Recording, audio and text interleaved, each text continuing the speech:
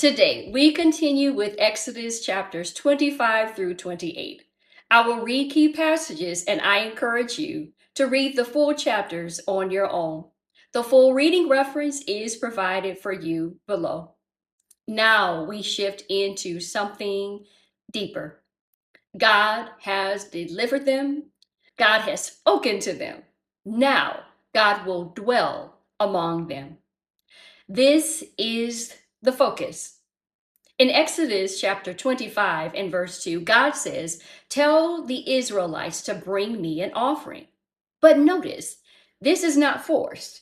From everyone whose heart prompts them to give. God is not building through pressure, but through willingness. In Exodus 25 and verse 8, the purpose is made clear. Then have them make a sanctuary for me, and I will dwell among them. This is central to everything that follows. God is not distant. He desires to be present with his people. But his presence requires order.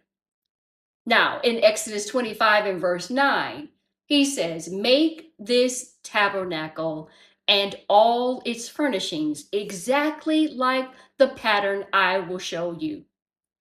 This is not a random design.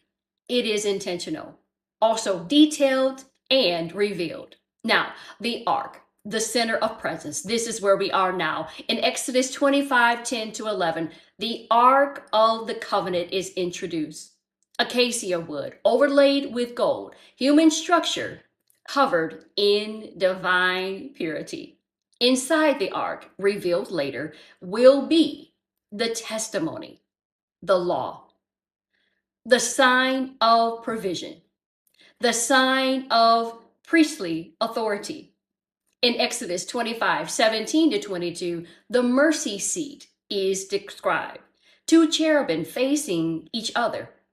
And in verse 22, there, above the atonement cover, "I will meet you there," he says. This is critical. God's presence is not everywhere in the camp in the same way. It is centered. There is a defined place of meeting. The table and the bread is where we are now. In Exodus 25, 23 to 30, the table is described. Bread is placed continually. This is not about physical hunger. It represents ongoing provision, the continual presence before God. Nothing is temporary. Now, the lampstand, light in the darkness, is where we are now. In Exodus 25, 31 through 40, the lampstand is formed from one piece of gold, beaten and shaped, not assembled. This shows something even deeper. What gives light is formed through process, and it never goes out. God's presence brings continual light. In Exodus 26, the tabernacle structure is described. Layers of fabric, curtains, frames. But here is the deeper layer. There are multiple coverings. From the outside, it does not look impressive, but inside, it is filled with beauty, gold, and detail. God's presence is not defined by outward appearance, but by what's within. In Exodus 26, 31 to 33, the veil is introduced. It separates the holy place from the most holy place. This is a boundary. Access is limited. Not everyone can enter. God is near, but not casually approached. In Exodus 27, we move outward now. Exodus 27, 1 to 8. The altar of burnt offering is described. Before anyone comes near, they encounter sacrifice. This is the order. Sacrifice comes before access. In Exodus 27, 9 to 19, the courtyard is defined. There is structure, boundary, and direction. Approach to God is not undefined. It is intentional. In Exodus 27, 20 to 21, Oil is brought for the lamp. The light must be maintained continually. God provides the design, but the people participate in sustaining it. Then in Exodus 28, we see the priesthood established. Not everyone enters the same way. Exodus 28 and 1, Aaron and his sons are set apart. This is not preference, it is calling. They will represent the people before God.